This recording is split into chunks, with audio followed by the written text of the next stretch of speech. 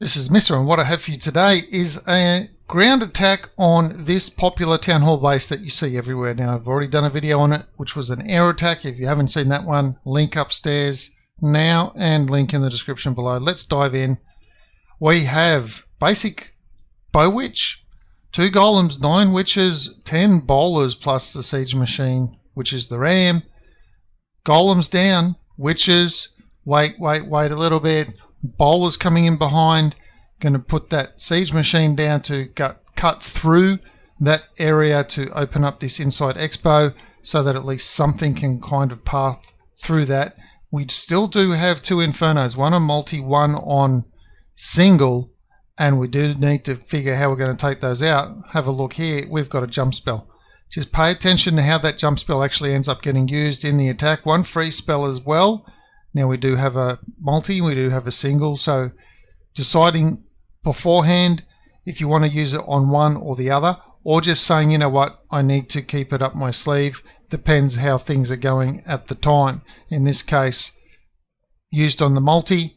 Now that's it. Rage down. Queen is now finally coming out of that area where she was up there. Now how do we get rid of this other Inferno? We have the jump spell down. So what's happened is the way that the jump spell, it's hard to see the jump spell here, but you can just see that silhouette just there. So that way things can path over here.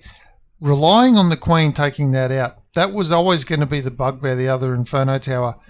And now whether or not you can say, well, this was definitive attack or not a definitive attack, you've got 2 witches up the bottom, at the top there with the baby dragon. You've got what was in the clan castle looks like a yeti. You've got 3 bowlers still up, and I think there might even be a witch there as well. I'm not 100% sure. No, so there wasn't a yeti. It was 2 golems there and 2 bowlers with 2 witches. So we still have a good lot of troops up at the moment, considering which is 12. That's 25 troop space plus 2 bowlers with another 12, 36.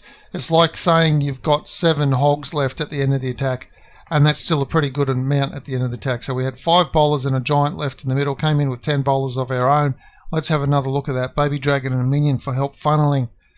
One more look and just keep an eye that the jump spell goes down here. Basically, it enables the queen and the other troops to take out these 2 extra expos on this side of the base. The only threat to this attack really was going to be that single. The multi would rip through the skellies, but once that multi is down, the biggest threat to the attack failing or not failing would have been the single. But if the queen can take that out because she's in this compartment, because she's funneled in, and if she's on the outside here, she can reach over the wall and take that single out anyway.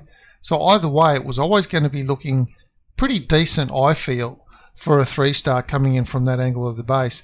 The only biggest question was always going to be, could these outside witches over here survive or not?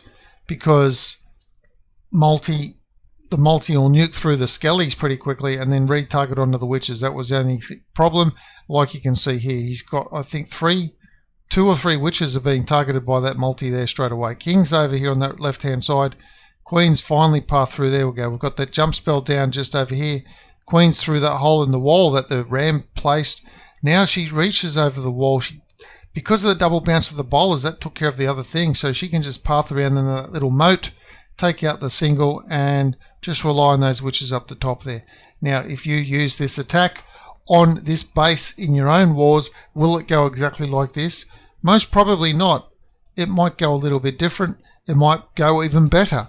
You don't know. That's the little bit of uncertainty about using the bow witch, is that it still might 3-star. It just might do it in a slightly different way that you might not have expected. And of course, depending on what's in the enemy CC, that can have a different outcome as well.